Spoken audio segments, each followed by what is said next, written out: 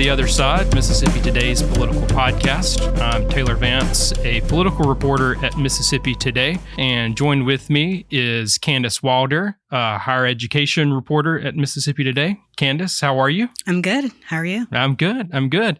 And today we are pleased to have a special guest with us.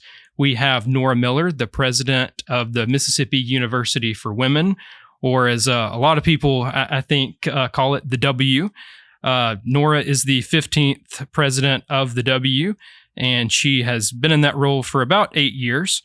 Prior to that, she was the CFO of the university. President Miller, thank you so much for joining us today. Well, thank you for having me. Yeah. To start off, how are things going at the W? I imagine fall semester is underway both for the W students and for students at the Mississippi School for Math and Science. Mississippi School for Math and Science is underway, and our students will be moving in tomorrow. Tomorrow. Wow. So it's an exciting time. We've had some athletes and some of our RAs and other student leaders already move in, but the big push is tomorrow. Yeah.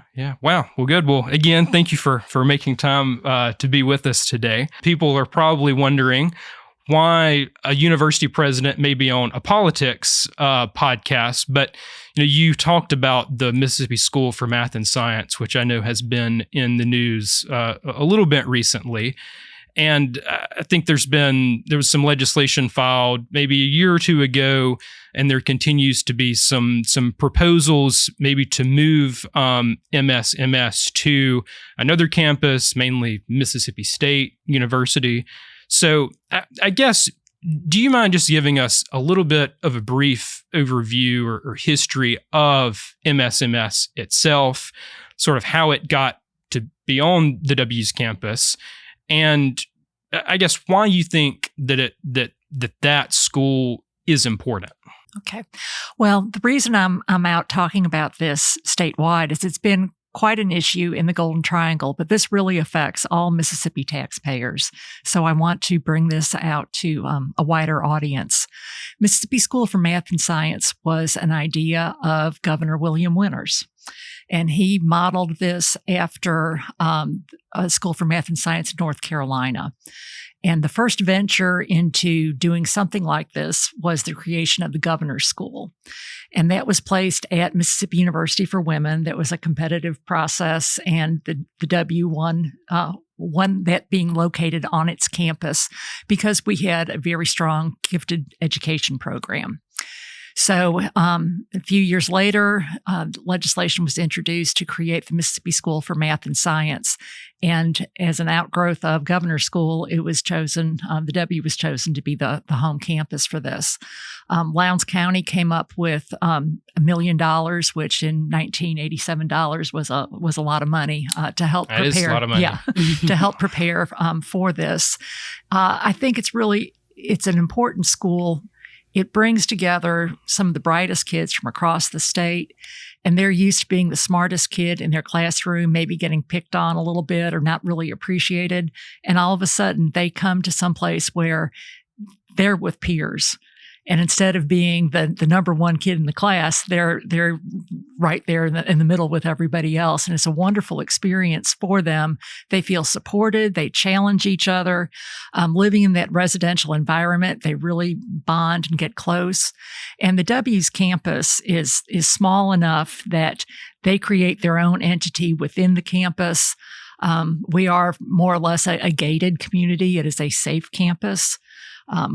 We get to know who the MSMS students are. Our police know who they are and look out for them. And it's a great environment.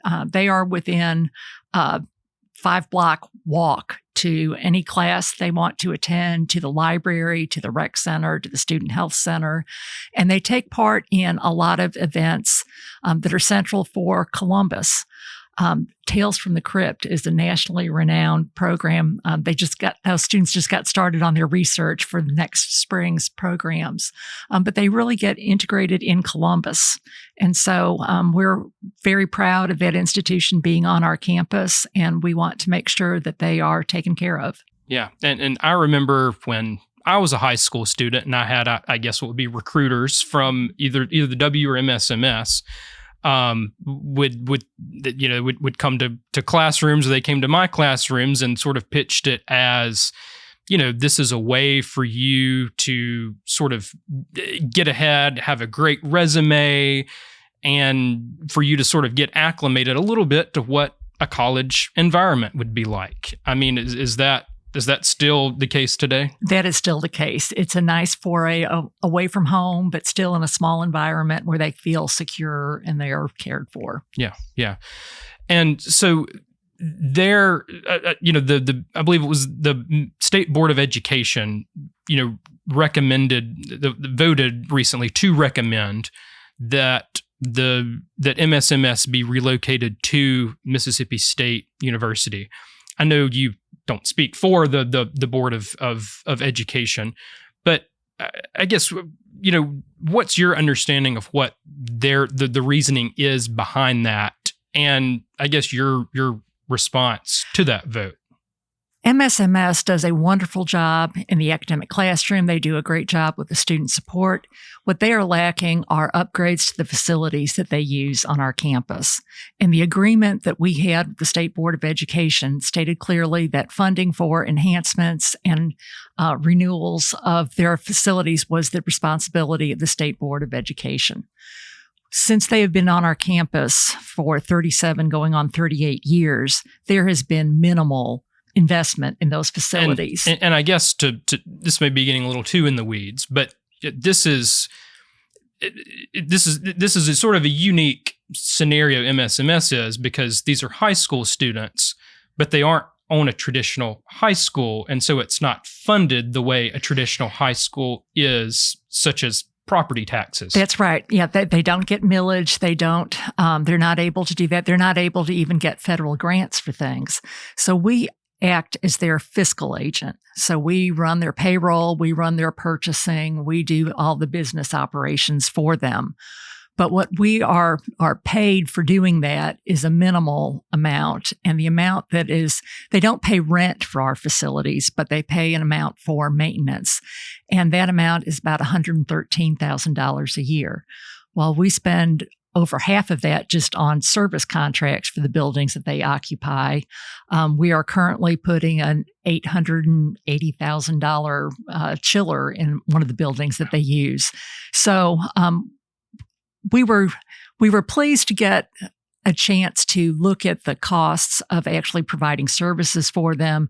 And in the proposal that we submitted, we presented what they're paying is about 69 cents per square foot. And the industry standard is $46 per square foot. So we've been trying to take care of them on 69 cents per square foot. And what they want is that $4 to $6 per square foot. So you mentioned the proposal that you submitted. Yes. I know there was the RFP process. Do you mind explaining that a little bit and what went into that? Back in December, the State Board of Education formed a subcommittee to look at the needs and possible enhancements, whatever, for the future of MSMS. So I was relieved to see that they were taking this seriously and they were looking at what it would really take to invest in the school. So I expected this to be a few months process. Early February, we got a request for proposals to be submitted within 17 days. That's a very quick turnaround for something like this. And the actual request looked like it was already predetermined that Mississippi State was going to be the winner because they asked about connection with engineering school, asked about shuttles on campus. We don't need a shuttle on campus. We're 5 blocks away. So I asked whether that was really the intent, if it was worthwhile for us to submit a proposal. And was it just the W and Mississippi State who responded? Well, the only ones that were asked. Oh. And that was something that I had a question about too. I wondered, if it was going to be thrown open. I know that Ole Miss, Southern, Jackson State, every other institution would love to have that opportunity also. I was told it was because of the close relationship that Mississippi State and that we already had with MSMS. Or just the regional proximity. Right. Although these students come from all across the state, so it's not really central to our students. What role as university president do you have with advocating for Mississippi Science MSMS? Okay. Well, I'm kind of an unofficial advocate for them because their funding goes through, it's a different appropriations bill. It goes before education rather than universities and colleges. But it seems like nobody's really been advocating for MSMS, and the fact that they are on our campus and they are an important part of our campus, somebody needs to be an advocate for them. So I'm speaking up on their behalf. If MSMS were to be transferred or moved to whether that be Mississippi State or any other school or university in the state, what would that mean? What would that mean for, I guess, first to the W and then just to Columbus, Lowndes County, Golden Triangle area as a whole? It would be a loss to the university. It would certainly be a loss to Columbus and Lowndes County. We take a lot of pride in housing MSMS. We have the first public school in the state of Mississippi, the first university for women, and the first school for math and science in the state of Mississippi. So it would be a blow. I think it's more psychological, more people knowing that we're small and thinking, so goes MSMS, so goes the W. And I don't think that's the case, but it's just a worry for people. Do a lot of MSMS graduates end up going to the W? No, they don't. For the most part, these students have already been on campus for 2 years. They've eaten in the cafeteria for 2 years. They kind of want something that different, makes sense. Yeah. And many of these students are going into engineering or into fields that we don't offer. We do get, we had, I think, 2 of the graduates from this last class that have enrolled at the W. And we get some students who might go off somewhere and not really fit so well, and they come back to us. Yeah. Well, I guess pivoting just towards the W as a whole, can you just give us an update just on how the W looks just right now? I mean, how's enrollment looking? Enrollment's looking good. We won't know until everybody shows up that first day of class, and the official census date that IHL lets us kind of release things isn't until November. So we've got a long waiting period, but it looks good. Campus is feeling good, feeling lively. We are, like to say, we are the smallest institution as far as acreage and square footage. We have the least amount of debt. We have the least dollar amount of deferred maintenance, and we produce more graduates per 100 students than any of the other institutions. We have 33 graduates per 100 students. The system average is about 24 or 25. So I think we're efficient. We have become more of a transfer student institution, with the community college system in Mississippi being as strong as it is and offering practically free tuition to students. For first generation students, anybody on a budget, they're looking at how they can do this financially. And our students graduate with the least amount of debt of all Southern regional institutions. So we recognize that they are cost conscious. We actually have, last year, we had the second highest percentage of transfer students of all public master's universities. So we encourage freshmen. We'd love to have students for the full 4 years, but we do partner with our community colleges so that students have a clear pathway so that they're not losing credit hours. Yeah. I believe y'all are technically classified as a regional university.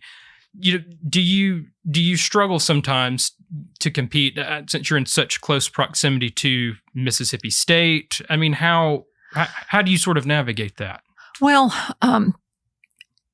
we're not a one-size-fits-all place. Sure. Some people want to be at that large. My grandson is starting at Mississippi State this week, but he wants that SEC experience. He wants all of that, and he's going to be in building science construction, which we don't offer, But I came to the W because I really appreciated the small classrooms, the attention. When I went to the W, I came from a high school that was larger.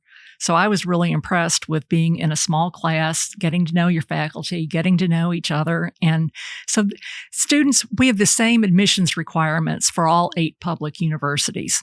So the students who attend the W have the same ability to attend Ole Miss, Mississippi State, Delta State. They choose us for a reason.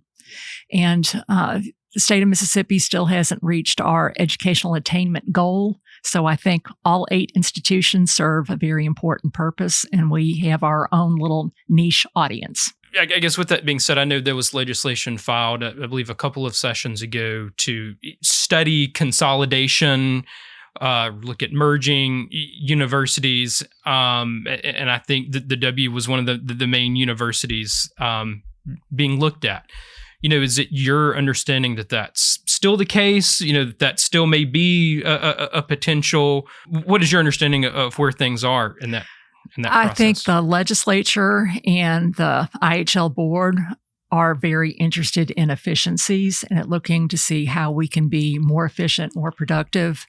But as I said, I think we are efficient, we are productive, and so I think any comparison will be okay. You've talked about in the past that every 10 years that comes up. Yes. Could you talk a little bit about that and specifically why you think the W is always a target? Well, we're small. I think that people who say that we don't need 8 institutions look at which ones would be the most vulnerable. I think the HBCUs, and I think Mississippi University for Women, and I think that they're going to come for MUW before they would do anything to an HBCU. Yes. Just politically, it comes up, and there's always talk about it. And I guess it's been almost 15 years ago that we looked at doing some shared services, wondering if that might be a way to save money and efficiencies. Looked at doing some business operations with Mississippi State. And as it turned out, it would cost more for Mississippi State to be doing our financial business operations than it does for us to do it. So. And I guess, I failed to mention in the intro, you are a CPA and you were previously an auditor with IHL. So, so I think studying efficiency and numbers is one of your specialties. So yes. I guess, when we discuss these things, I guess listeners maybe can trust that you have looked at the numbers, yes. every way possible. Yes. I think we've talked about a lot of the challenges, or that the W faces, or a lot of the questions that legislators may face the W. But, I guess talk about the things maybe that y'all are doing well. I mean, since I was in high school, I know the W has been a strong nursing school. I mean, or has a strong nursing program. Is that still the case? It certainly is. We are recognized as being the #1 nursing program in the state. We produce more baccalaureate degree nurses than any other institution. We're very proud of that and are looking for ways that we can expand that. We've been talking with Neshoba County General Hospital about perhaps doing a program there that would allow for more rural health and opportunities for those medical institutions in that area who are currently 90 miles away from either UMMC or the W's nursing program. We also have the #1 speech-language pathology program. Speech-language pathology is one of the strongest growing well-paying jobs in the state of Mississippi. We looked at, there was a list of the 10 top occupations with high earning potential that are identified for growth, and we have programs that align with every one of those programs. So, in that respect, we are doing a good bit for the workforce in the state of Mississippi. And by graduating those students with the least amount of debt, they are able to invest and be productive and make their own way. Yeah. Well, I know it's August. We're still in the thick of summer, and I know it seems like January and the legislative session may be a long way away.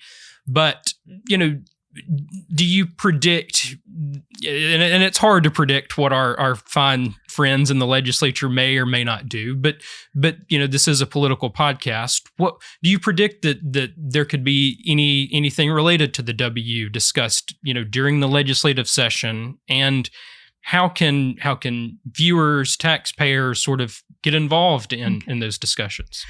Well, you never know what's going to come up. And as you mentioned, a couple of years ago, we were certainly surprised by some legislation that had been introduced. I think the legislature has a lot to deal with this coming year. I think the school choice issue is going to be top of issue. The fact that there weren't any bond projects or construction projects funded last year. So I certainly hope the W will be discussed as far as investing in our facilities and investing in the facilities that MSMS uses on our campus. We want to get the word out, and hopefully there won't be any surprise legislation introduced. We want to be prepared for that. And that's why we are trying to talk with legislative leaders about MSMS, about their needs. And we are trying to just get the word out so that everybody understands that the recommendation of the State Board of Education was to fund MSMS at the MSU campus, really at the partnership school campus. And that proposal really mixes MSMS students in with the Starkville, Oktibbeha County high school students. The State Board of Education did ask for public comment on the proposals. They received 185 letters in favor of staying at the W. They received 24 letters saying the process was flawed, redo. They received 3 in favor of the Starkville. Now, a lot of those letters were from current MSMS students and from MSMS graduates who said that the whole concept of MSMS, which was bringing these bright kids together where they could challenge each other and be supported, would be negated by that move. So I think the legislature needs to look at the mission of MSMS and how it can best be fulfilled. So we're trying to get the word out so that people understand that if the legislature were to take action on this proposal, it would invest $85 million of state taxpayer money into one school district, high school. And I think that every other county, every other city in the state should be saying, hey, where's our $85 million? We need to make improvements to our high school, a lot of money. Too. That is a lot of money. Yeah. You talked a little bit about there's a program for alumni to help lobby and for the support with the W. Could you talk a little bit about that? Sure. Last year, we brought together, we had a LEAP program, which is our legislative education and advocacy project. And so we wanted to make sure that our alumni are informed and that they know what's going on. We also established a key persons network. So if there were alumni who had a connection with a legislator, whether they lived by them, whether they went to high school with them or a cousin, whatever, somebody that when a legislator saw that name, they'd say, oh, that's so-and-so, would answer the phone or pick up. And so we are pushing out information, and we are, letting people know when there's action to be taken, and asking them to help us and speak up. And W alumni are very passionate about our institution. I think I was joking with you before we started rolling that, whenever there's even a mention of the W during the legislative session, I start to see just shirts in blue sort of filled the House and Senate galleries. That's right. We may be small, but we're mighty. Yeah. Well, I know before we go, it seems like something that always comes up when discussing the W, the Mississippi University for Women, is in fact the name itself, and that since the 80s that it has been a co-ed institution, but it still has retained the name the W. Do you foresee that being the case for the foreseeable future? We have gone through a number of name changes throughout our history. We were founded as the Industrial Institute and College. We became Mississippi State College for Women. Then we were Mississippi University for Women. So we are not adverse in total to name changes. We've been through them about every 50 years. Yeah. I do believe that that our name doesn't accurately reflect who we are today, and I think that we could do better with a different name. Obviously, that didn't work so well before. People are really hooked on the W, and I know, I'll admit, I'll be a W girl all my life, whatever the name is. There are just only so many names that begin with a W, and unfortunately, we are in East Mississippi, so that just doesn't work for us. But we have accepted the fact that the timing wasn't right, and we will continue to be known as the W for the foreseeable future. I know it's an exciting time on campus. I guess from your perspective as president, what are you most looking forward to? I am looking forward to welcoming students tomorrow. We help them move in, and it seems like everybody lives on the 5th floor because you don't want to take the elevators on move-in day because they're always full, so we get lots of steps in. We're having a fair welcome, we're calling it, barbecue and cookout tomorrow afternoon, so the parents can have kind of their last gasp with their student before they leave, and then just all the activities of what we call Blues Week with all the fun stuff for the kids, and just seeing the excitement and just seeing campus come to life. It's wonderful. All right. Well, Nora, thank you so much for joining us today. Well, thank you. We appreciate it. And I think this is your first time on the podcast, but hopefully it won't be the last time. And I hope that you'll continue to update us with what's going on at the W. Well, thank you. Yeah, it's always a good day at the W. All right.